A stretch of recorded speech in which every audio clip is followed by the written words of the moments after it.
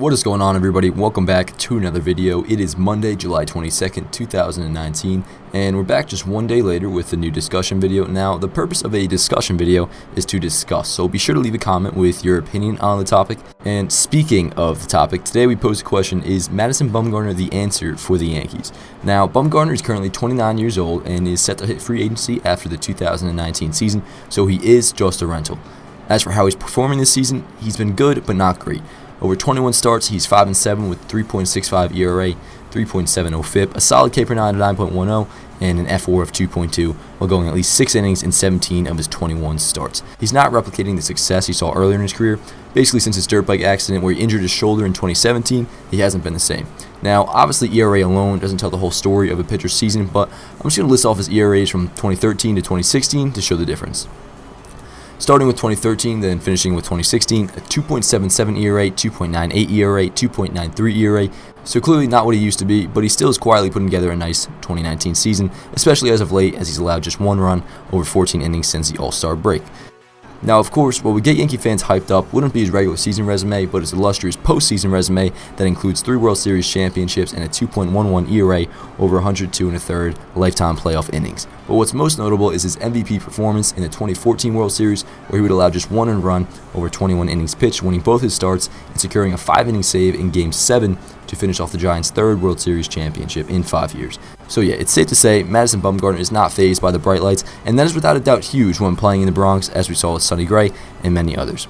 In my personal opinion, even if he is 3/4 of what he once was, Bumgarner would be the last guy opposing teams would want to face in the playoffs out of all the Yankees starting staff. For argument's sake, here's my postseason rotation with Mad Bum, along with hoping Luis Severino can return as a starter already. So with number 1 spot, Masahiro Tanaka, then Madison Bumgarner, then Luis Severino, then for the number 4 slot, because you only need 4 spots for a playoff series, James Paxton or Domingo Germán or bullpen day. That is a rotation that I would feel comfortable with matching up against the Astros in the ALCS, who I personally believe are the only real threat to get in the way of number 28. Anyways, that's my thoughts on Madison Bumgarner, and now we're going to see what you guys have to say on the matter, as I asked you guys to comment your opinion on my Instagram story at NYY Home Runs. Go follow if you don't already. Alright, so starting off, we have Dan_Morgan_18. He says, depends on what we would give up, to be honest, would welcome him regardless. Yeah, I mean, obviously, I don't want to give up an arm and a leg for Bumgarner. He is just a rental. I don't think you're going to give up anything that's going to be too, heartbreaking to give up.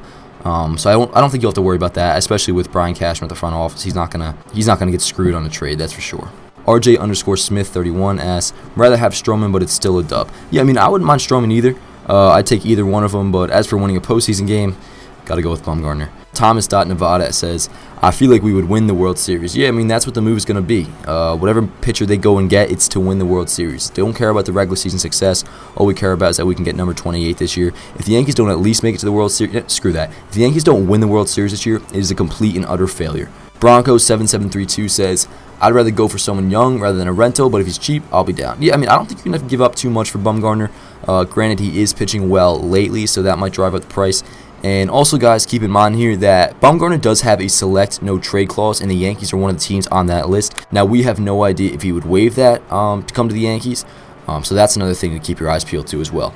Jack Norton6 says, pretty good, but not as good as when Mom cooks up the pizza rolls. You heard? Not a big fan of pizza rolls, actually. Ravello_2059 says, he has been declining, maybe, but the Yankees can turn him around or it will die off. Yeah, that's another thing too. Maybe coming to the Bronx, coming into a postseason atmosphere would kind of rejuvenate him a little bit, kind of what we saw with Justin Verlander and the Astros in 2017. And also, people forget this, but Ichiro Suzuki in 2012, he was washed up, traded to the Yankees in 2012, hit like 320 for them for the rest of the year. Thomas.Nevada says, I feel like we would win the World Series. Yeah, it's a good mindset to have. I think it definitely has a possibility of being a serious season changer. Just because Madison Bumgarner isn't as good as he used to be, it doesn't mean he can't turn it around and, be that postseason pitcher that we know he is. Alright, so that's going to be all for today's video. Hope you guys enjoyed, and as always, be sure to follow me on social media at Dan Allen Rourke on Twitter and on Instagram as well. And also on Instagram, be sure to follow at Yankees Avenue and at NYY Home Runs. And be sure to use code NYYHR for $20 off your SeatGeek purchase. I'm going to try to do more of these discussion videos. So that's a wrap, and I'll see you guys next time. Let's go Yankees.